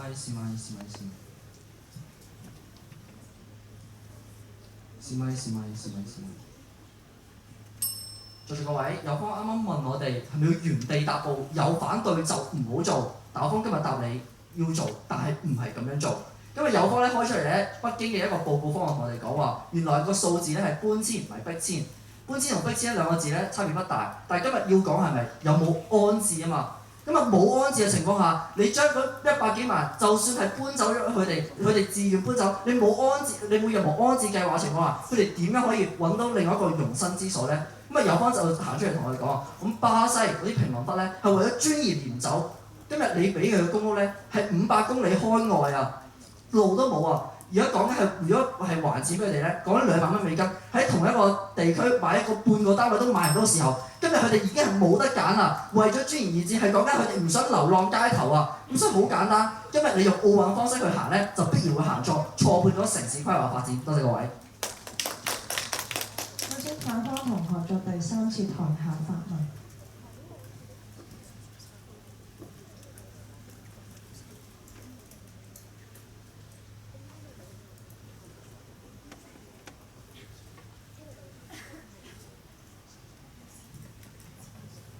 有1分鐘發言時間，準備好請去計時員示意。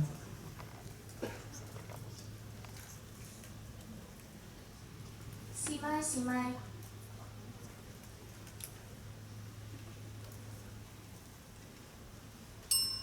在座各位大家好，有風今日全場就係輸打贏要。佢同我講巴西話唔係因為搞奧運就唔會搞嗰啲交通設施，但同樣地唔係因為搞奧運就唔會逼到嗰班市民要去500公里以外冇基建地方去住公屋咯。唔係因為奧運就唔會減少投放喺教育上面資源，唔會逼到70%嘅教師都要上街示威反對。同樣有方有同我哋講話希臘本身都會破產㗎啦，所以佢哋破產係唔關奧運事嘅。但同樣地，如果冇咗嗰幾百億嘅奧運帶嚟嘅債務，佢哋嘅財政係會好咗定係差咗啫？所以有方其實全場就係輸打贏要咯。同人講利處就要揸住贏，弊處咧就唔關奧運事㗎。但係有方同樣全場都係冇稱過利弊，而最有資格稱利弊嘅咧就係主辦國嗰班市民。如果佢哋覺得奧運係投資而唔係透支國庫，咁點解會有70%嘅倫敦市民同1半嘅巴黎市民反對搞奧運呢？多謝各位。正方同學有1分鐘準備時間。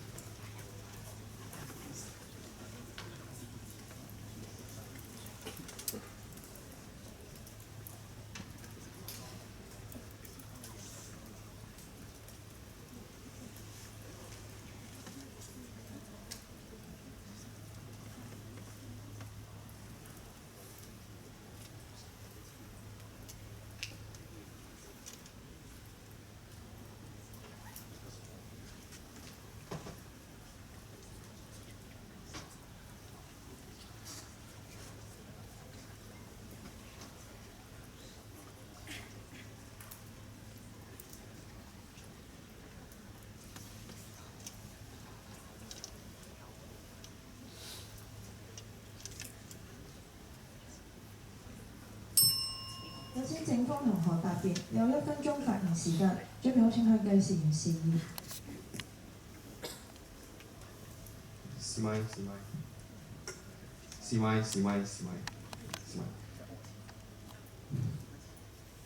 各位大家好，由方剛才問我哋點樣解釋之前啲市民反對，有份資料我方都睇過，嗰個倫敦同巴黎係之前嘅數據，佢英國咧有30%反對，原來之後係點啊？原來80%人覺得搞完奧運覺得自豪，60%人覺得搞倫敦奧運物超所值，再同你講巴黎例子，搞完巴黎奧運之後，60%人覺得因為咁樣凝聚到國內凝聚力，所以你嗰嘅民調你舉前面嗰部分，你唔講搞完奧運嗰部分，所以總的來說係有方同學隱瞞資料下一步同人講個民意支持有方同學物超所值，所以都印證住點解咁多發展國家搞完再搞方，解釋唔到，所以自民黨方不停捉我哋輸打贏要話係希臘呢個例子。喂，有方同學希臘呢個例子原來佢自己歐盟嘅時候都做假數過，甚至當年台灣政府話俾全世界知，佢財債務危機係有1半係偷稅漏稅。咁我方就要問啦，佢國民偷稅漏稅、財務混亂又點解關奧運事呢？甚至奧運而家有咗審批，所以唔關呢一個事。所以有方同學你舉嘅民調，我方都睇過，所以之後市民支持呢個係事實。多謝各位。接下嚟係自由辯論環節，而家宣讀賽規。自由辯論發言必須喺2句之間交替進行。首先由正方1名隊員發言，然後由反方1名隊員發言，雙方輪流發言，直到時間用完為止。該隊耗時累積計算，一方發言。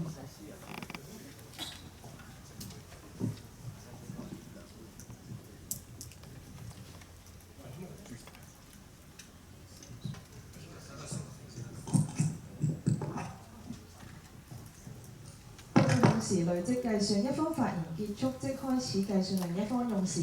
喺總時限內，各隊員嘅發言次序、次數同用時不限。如果一方用時已經用完，另一方可以放棄發言或者輪流發言，直到時間用完為止。放棄發言者唔影響計算分數。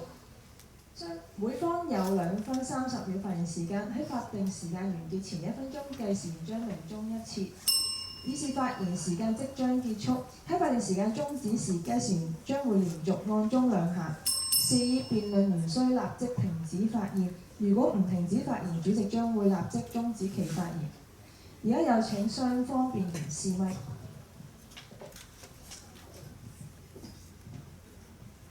試咪。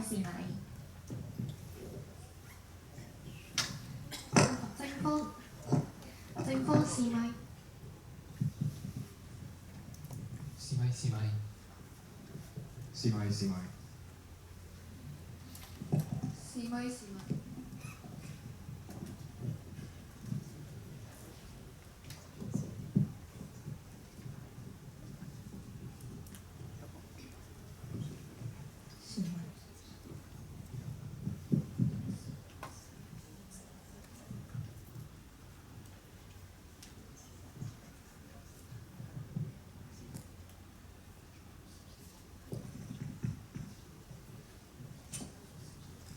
如果冇問題，有請正方同學發言。想問有方咪搞完奧運，大部分基建都係空置嘅？問有方咪拆咗15個巴先咯。問有方如果真係講到咁好提升國際地位，點解唔係個個加排住率提升，而係逐年下降啊？但係8成5都有繼續長遠使用，即係你覺得8成5唔夠高係咪啊？首先有翻呢個唔係8成5，只係得75個百分比啫。因為我哋計埋咧一啲臨時性嘅建築，所以有方台咧，我哋見到有咁多空置嘅時候，有方台係咪個個都可以俾市民用到啊？唔係，奧委會自己同你講8成5繼續用，1成5係臨時安全危機，即係你要求臨時都要用，長遠有安全都要繼續用，係定唔係？有方台奧委會份文件我都睇過，佢嘅用字係永久性建築。今日我哋計埋臨時性建築有乜嘢問題？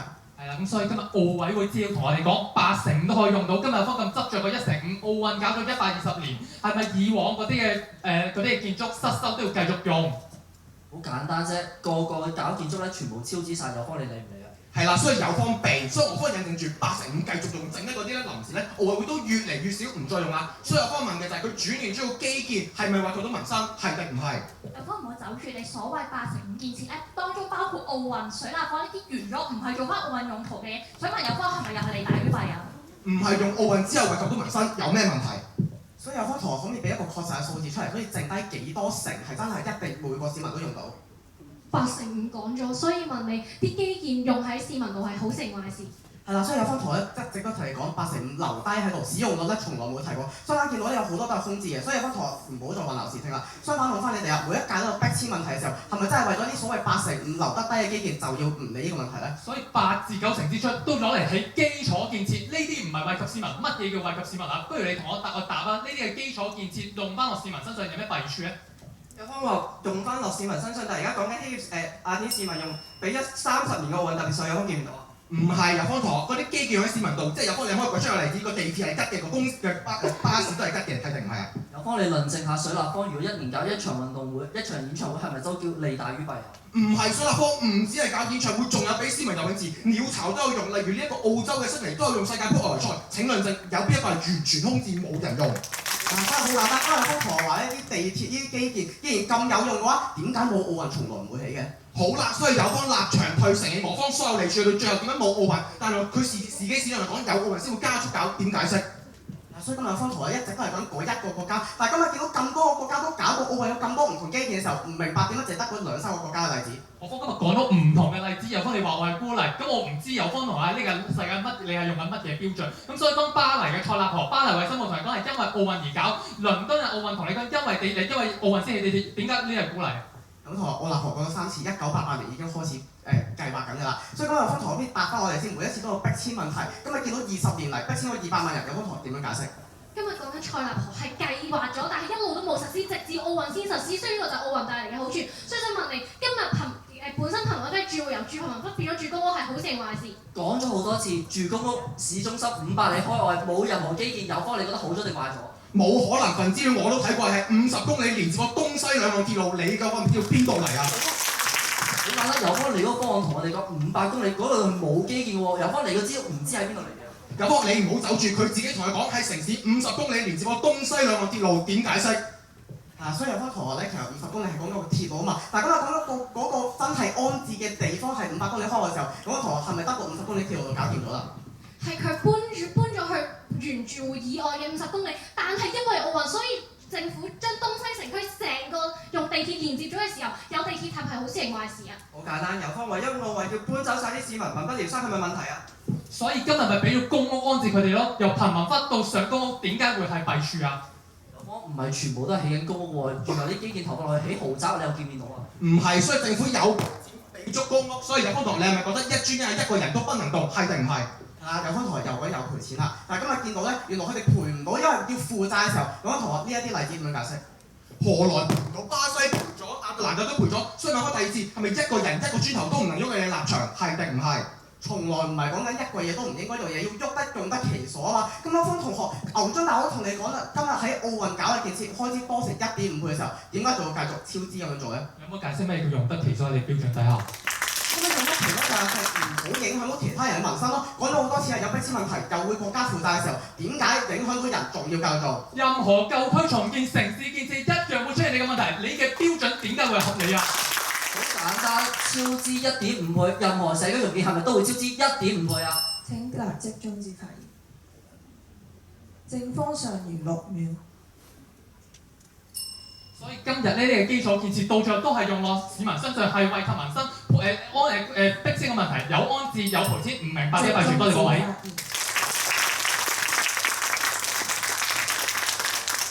而家有1分鐘時間俾雙方作總結準備。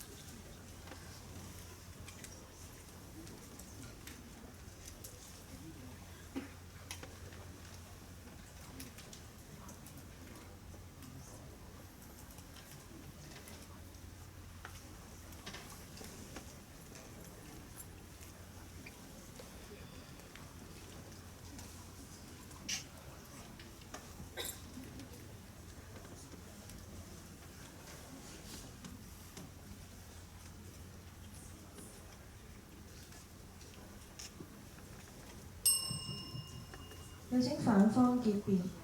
你有4分鐘30秒嘅時間發言，準備好請向計時人示意。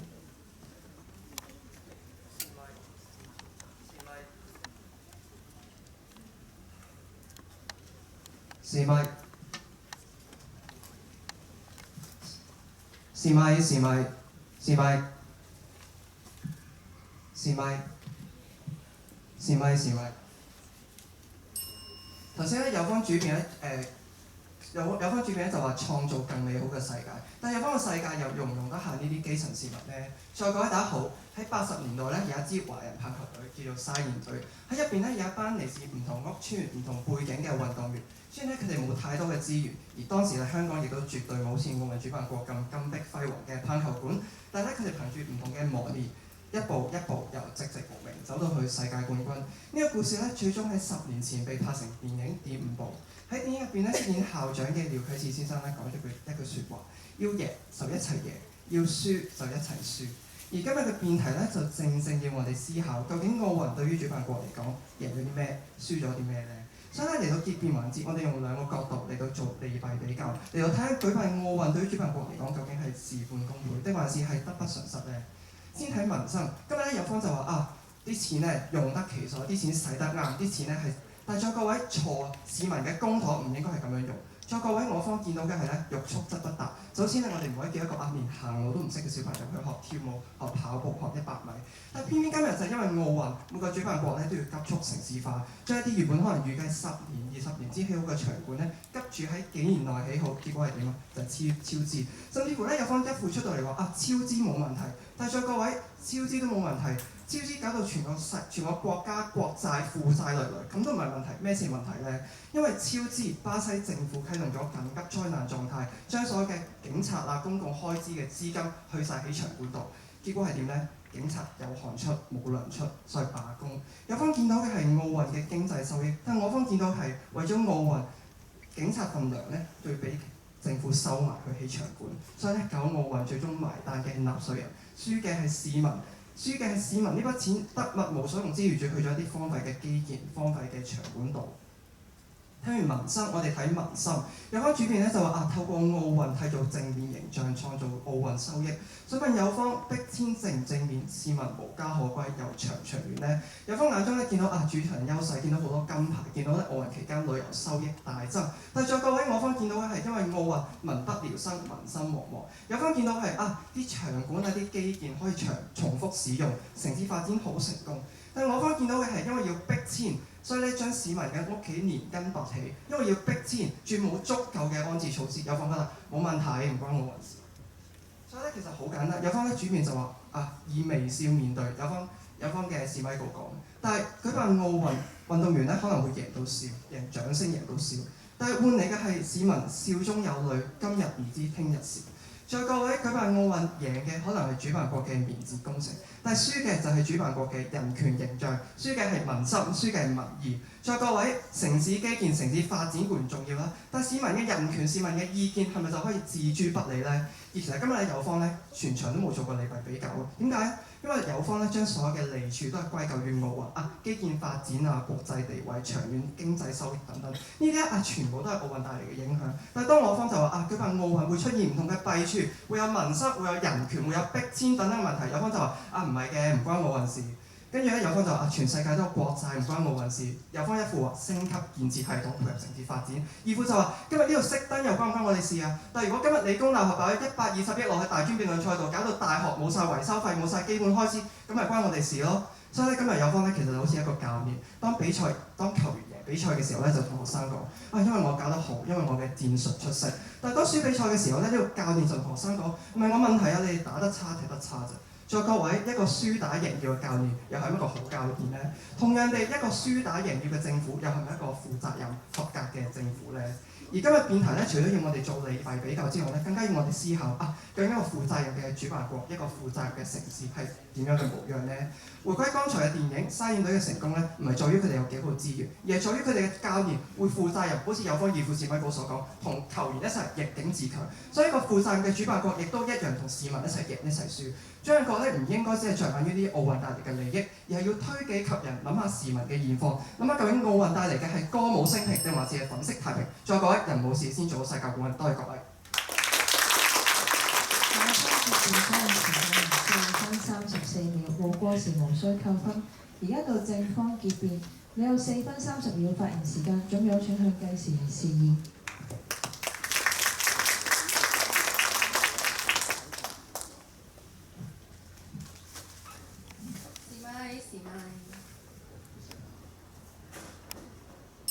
主席、評判在各位，今日友方大搖以民為本嘅旗幟，但係其實全場打足假嘅議員對立。究竟點解發展城市嘅前提就一定係剝削市民呢？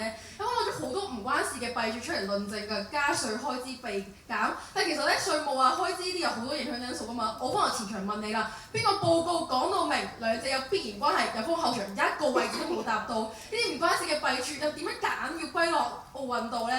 於是友方只能夠係講搬遷嘅例子，但我方都答咗啦，政府會有充足嘅補償，有充滿老鼠、曱甴、毒品嘅貧民窟，根本唔適合市民居住，構成損害民生嘅唔係我方而係友方啊！於是友方只能夠攞虧損嚟同我哋攞超支嚟同我哋講，但係友方今日用即時嘅虧損衡量基建其實好唔合理㗎。試問有啲咩投資係今日投完，聽日就會回本嘅呢？可以即時回到本嘅叫買賣啊嘛，咁何況今日雙方討論嘅係基建，呢啲用10年、8年嘅資源又點可能喺第2年就回到本呢？可見用即時性嘅回本論證基建嘅弊處根本就唔合理。所以咧，有方唯一擔心嘅係咧，就係呢啲基建嘅建設嘅利處落唔到市民袋點算？而我方前人都講過啦，好多嘅基礎設施咧、場館咧仍然都有使用。1964年嘅奧運紀念館甚至可以用到依家，甚至好多嘅場館係改建為一啲公共使用設施，係講緊公屋、公立大學都會運用到民生度。可見主辦國去建立呢啲興建計劃嘅時候，將後續嘅民眾使用納入考慮，呢啲開支從來都係一個長遠嘅投資，根本唔存在忽視市民呢一説。正如我方義父所講，取之於民，用之於民，呢筆錢用得其所。基建嘅好有方見到，於是就問我哋基建有關奧運咩事呢？自由方一副都有講，奧運呢係一個頂級嘅盛事，吸引全世界各地嘅目光。國家政府先能夠去正視自身發展嘅完善程度。巴黎、里約等各國家都係因為奧運而大幅完善基建，呢個就係鐵一般嘅事實。而企喺奧運主辦國嘅角度嚟睇，奧運呢個活動究竟營造咗啲咩獨特嘅作用呢？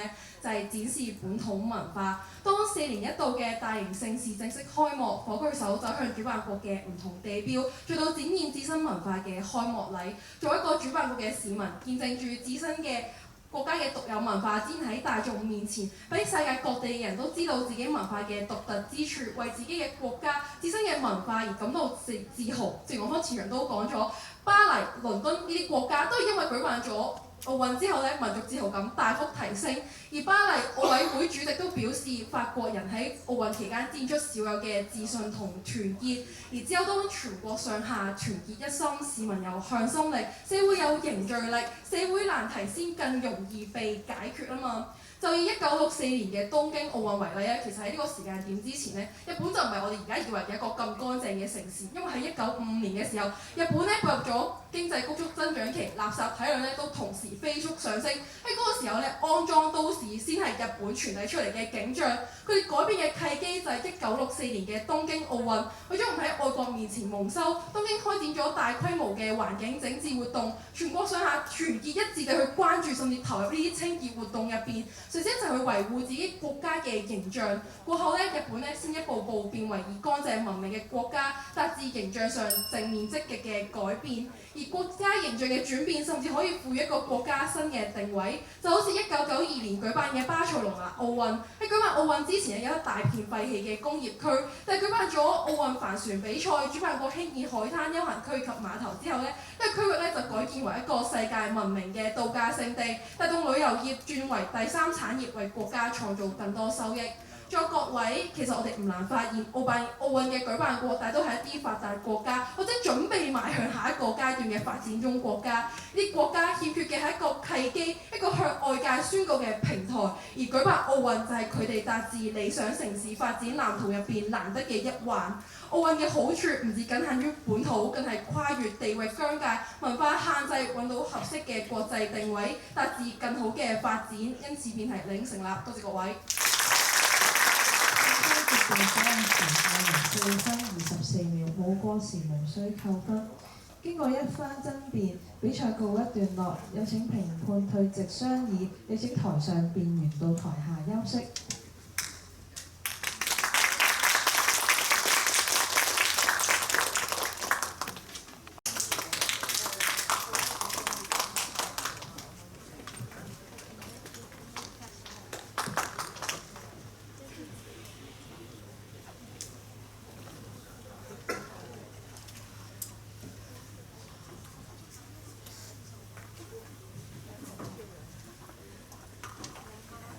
喺宣佈結果前，有請各位評判就對今日嘅雙方表現作出一啲寶貴意見。首先有請香港教育大學課程與教學學系教授羅厚輝教授。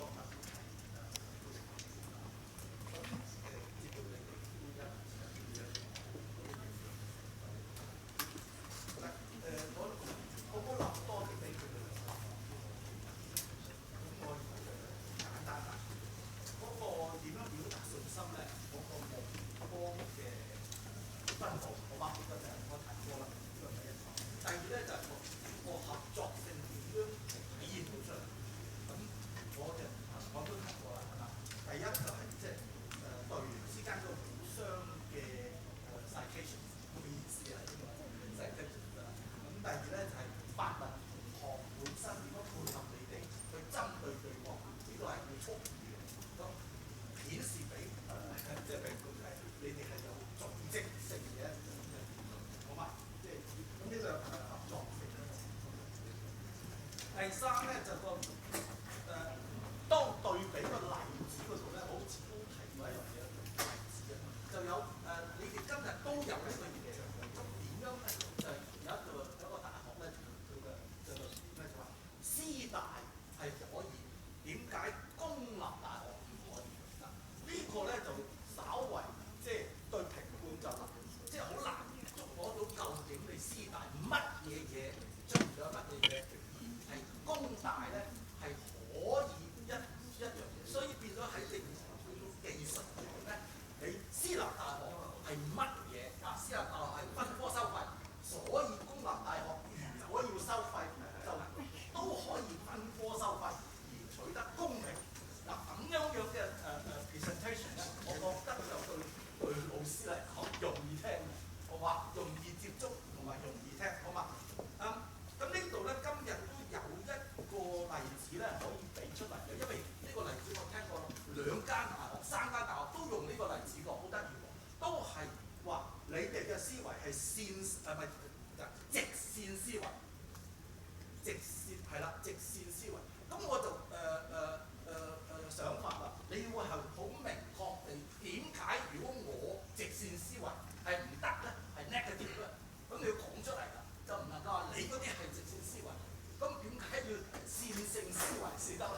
係嘛？即係你呢個要係好明確個 clarity 就舉出你就算對方唔啱，你都要舉出呢個嘅想法，直線思維個邏輯有乜嘢？點解係造成佢嘅思維上面嘅結論嘅偏差咧？咁我覺得要係講多啲係嘛得唔得？好啦，另一個對比係好精彩嘅。上一次咧就對比例子嘅對比，咁但係咧有啲對比咧就有困擾嘅。譬如有一次啊，你小心咯喎，今次其實你哋都有，咁我留待另外2位評判講。咁佢話咩咧？聖母院巴黎聖母院大房係可以用捐款去支持巴黎聖母院嘅重建，咁點解威尼斯就要唔用捐款呢個方式，而用乜嘢咧？係用呢個收入成費呢種模式咧？呢個咧困擾啦。有陣時呢啲例子係好精彩㗎，但係咧就複雜。上一次中大係咪中大？係啊，中大個第2副辯咧，嗱我唔知佢哋名啊嘛，唔好意思啊，咁所以冇乜所謂啦，邊個打邊個都好唔好啊 ？OK，咁佢咧就用咗3個好具體嘅對比嘅例子嘅，但係其實好複雜。我翻去再諗咧，其實喺現場嚟講，我對老師嘅即係個理解嘅，就有陣時有機會佢誤解你，咁所以變咗當你用呢啲咁複雜嘅一種嘅類比嘅時候咧，你就要留意你嗰個核心嘅 critical feature 係咪攞到出嚟，話俾即係評判聽，呢個係我要攻擊對方嘅一個東西，好嗎？咁其實點解呢個類比係有問題咧？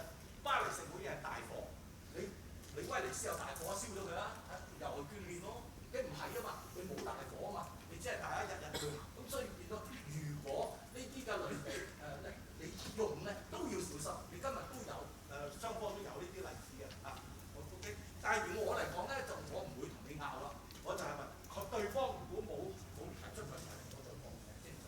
但係今日你哋雙方嚟講咧都好精彩，好精彩啊！喺拆解方面好精彩，佢提出例，你就執佢啲例逐個去將佢啲例咧變成弊，咁呢個係好精彩嘅一套嘅方法嘅。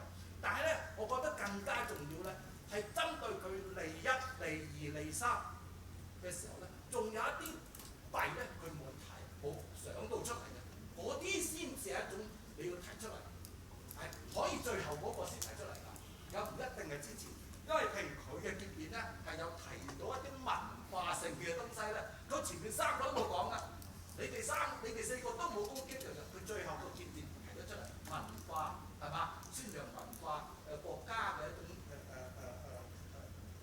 體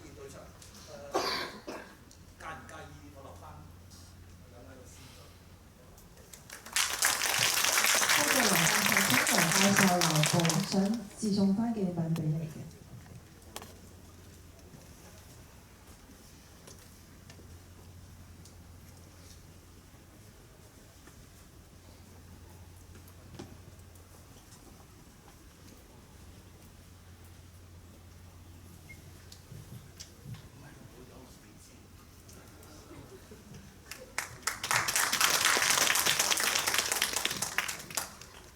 而家有請香港中文大學通識教育基礎課程副主任何偉明博士。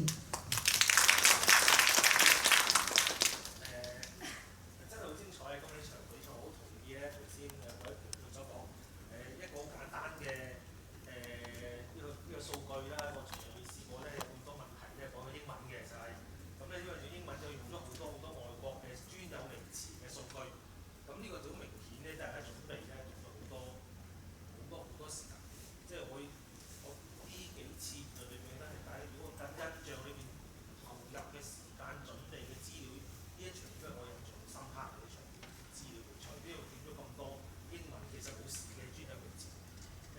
我都係咁聽落去嘅話咧，其實我覺得大家都嗰個對答好好啊，我同意嘅，真係好精彩，特別喺個問答環節裏邊咧，其實係即係嗰個一問一答都其實係處理得非常之好嘅，即場反應好快。嗰啲好深刻嘅例子就係話點解伊朗同埋呢個俄羅斯唔會申請奧運咧咁嘅樣，咁就話呢個奧運咧重視和平，好和平嗰個奧運。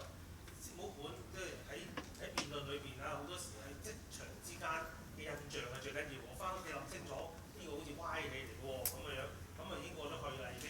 但係即場裏邊咧，其實呢個反應係好嘅反應。其實呢啲喺正方反方都可以做得到，即係攞咗個特別印象深刻嘅例子。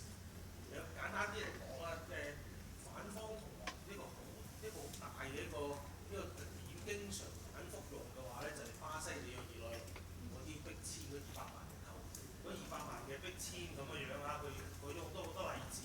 咁呢個係一路反覆咁用嘅。第二個就係雅典嘅大嘅赤字啦，係咪？仲有巴西裏邊咧就啲警察都要出嚟罷工咁嘅樣。喺呢一點裏邊咧，正方嘗試反駁。其實好難反駁得到嘅。當然逼遷同埋搬遷嘅話，呢個係啲文字遊戲啦。咁另外嘅話咧就講50公里、500公里，好多嘢其實都好難喺個咁短嘅裏邊咧解釋得好清楚，因為實際情況一定係複雜好多。咁短時間你要令到你要將你嘅意思出嚟，令到啲評判好明白嘅話咧，係好盡咗力去做嘅。呢點其實係即係正方或反方個大嘅幾個point咧，係令到政府唔係咁容易拆解得到。冇咁簡單一個例子，俄羅斯如果好平嘅話就可以參加，可以申辦奧運咁樣啦。咁如果正方嘅話，呢個好大嘅咧就係佢哋講嗰個基建。其實我覺得一路來咧，反方係冇乜點樣回應到呢個問題，反方甚至去到咧答問嘅時候咧，先至開始講呢個問題。咁一路咧都有啲避嘅，只係講基建佢就覺得啲嘢冇人用，喺度避緊呢個問題。咁基建嘅話就可以即時回報，或者基建就係投資就冇成本咁樣。呢個係一路來咧好難反駁嘅。反方話啲基建冇人用嘅話咧，都冇乜例子支持。咁呢一個咧就即係一方面係里約熱內盧，另一方面嚟到基建咧，係覺得自己一個好。不過我會覺得喺個喺講咧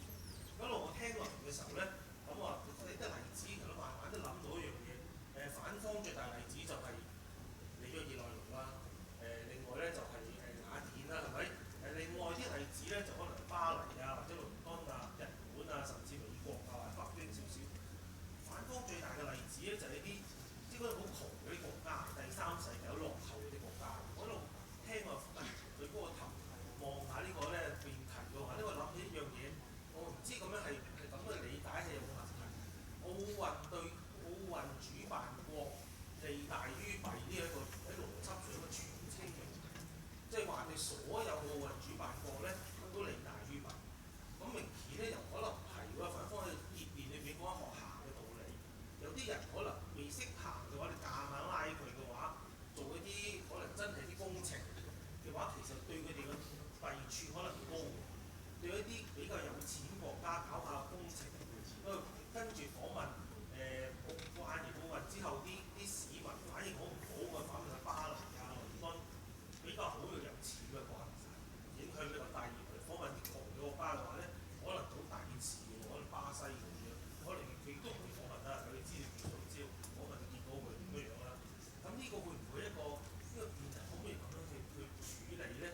如果我話訪問奧運主辦個利大於弊，呢個講得太簡單嘅個問題，可能有啲咁多或者個利弊或者相抵，有啲其實可能好明顯個弊處高，而且反方到最後咧喺個結面出嚟咧，就係嗰道德問題，好大一個問題就係奧運係要創造美好嘅生活，好有印象深刻，一齊贏一齊輸嗰6個字。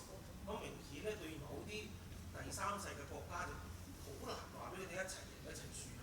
有啲人係贏嘅，點樣都有啲有錢人；有啲人輸到好大嘅喎，輸得其實影響真係好大。呢個係一個道德命題，一個國家喺一個管治嘅時候，我要辦呢個工程，犧牲咗好多窮人嘅利益嘅時候，對某一啲國家嚟講啊，好窮嘅國家嚟講，咁呢個對呢個議題真係主辦國就利大於弊。我辦到運就得㗎啦，可以搞到基建；辦到運嘅話咧，可以宣揚文化；辦到運嘅話，呢個國家個形象工程就好好，令到啲貧民小朋友好多咁嘅樣可以上樓咁嘅樣，係咪可以簡單啲咧？呢一點上面，我覺得反方去到結辯會開始講咗出嚟，但我可能可以考慮下早少少，呢點我覺得低調咗少少，道德係一個重要嘅問題。咁你攞住你個議論嘅話，呢樣嘢可以再做大少少嘅講。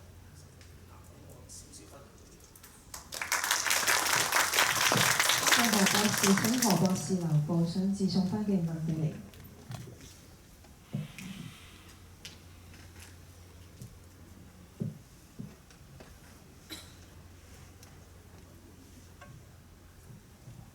而家請香港樹仁大學歷史系副系主任羅永生教授。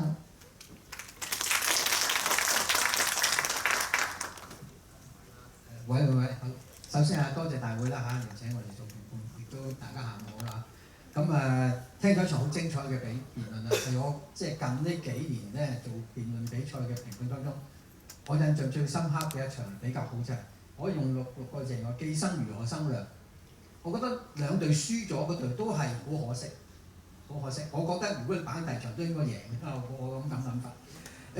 其實我先講反方啦。反方其實佢個 tone 就係打輸打贏要。其實如果係咁咧，我覺得應該無限上綱到。其實你應該將整個奧運都係做一個負評會比較好啲。因為點解？因為近呢幾屆好明顯就係商業化咗嘅奧運嚟㗎。咁商業化咧對咩人有益啊？梗係對商家對資本家有益啦。對老百姓並不係有好處。咁所以如果你真係要打輸嚟，我覺得不如上綱比較到，即係成個從奧委會到主辦城市嘅報告都係啲講好唔講壞㗎啦，逼遷都講為搬遷，肯定係咁㗎啦，係嘛？咁你要 lobby 到啲即係啲評判係接受你嗰套㗎嘛，咁所以一定係即係個策略應該係我覺得咁就比較好嗰啲，係咪？即係你既然打呢樣嘢，就一定要將佢成個嗰個即係嗰個所謂嘅正面嘅確認就係扭轉咗，係咪？變咗主辦國家係助紂為虐啦，甚至乎係嘛？全部係從商業角度嚟睇啦，唔係同呢個即係頭先我更高更遠更乜乜嗰啲係和平去睇啦。咁變咗就會成個嗰個形勢可以比較主動咗啲。而家我覺得係比較被動咯。點被動？因為實際上政方個數據係好強啊嘛，政方嘅資料係好完善啊嘛。係咪？所以我覺得係成個報告當中，成個辯論當中係比較採取一種被動嘅角色，唔係想扭轉咗嗰個局勢嚟牽動翻。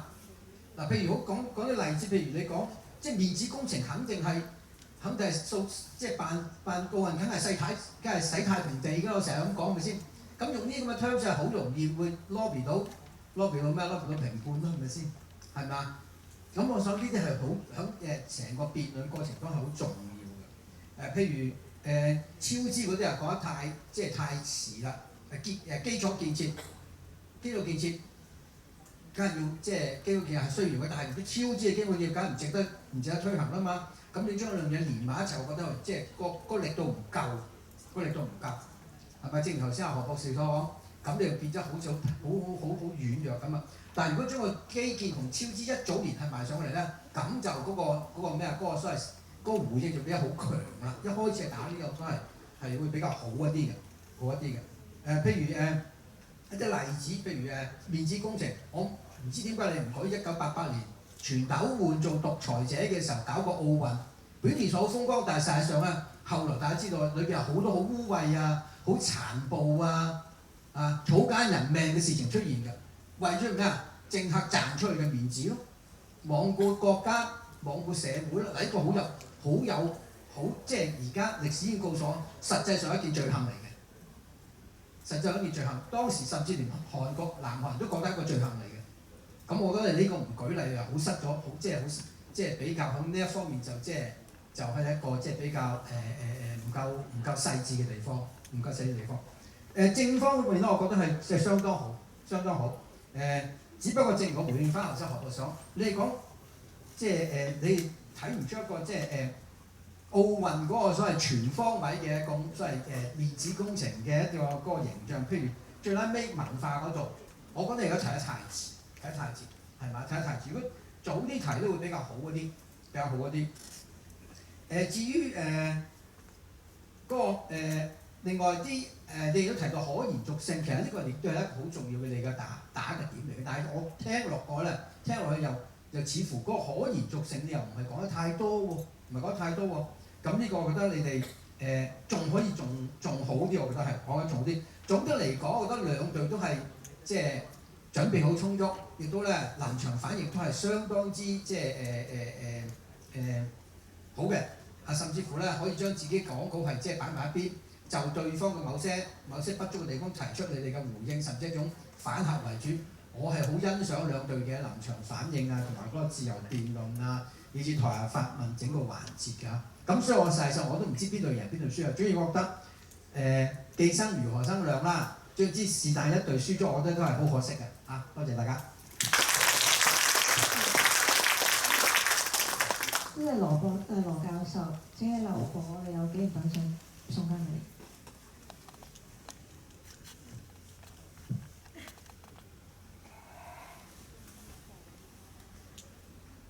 多謝3位評判，接落嚟係宣佈賽果。首先係宣佈今場比賽嘅最佳辯論員，今場最佳辯論員為正方二副戴振朗同學。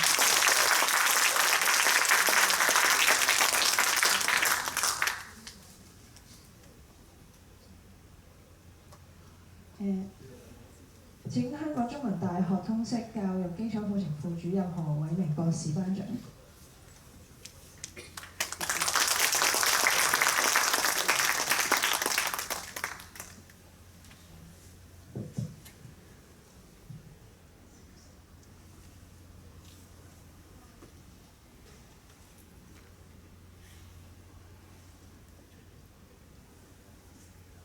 恭喜晒大評審。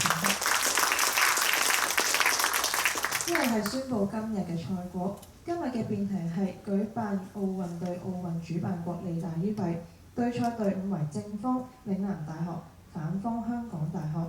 結果係2-1，由正方嶺南大學勝出呢個比賽。今日嘅比賽雖然結束，多謝各位。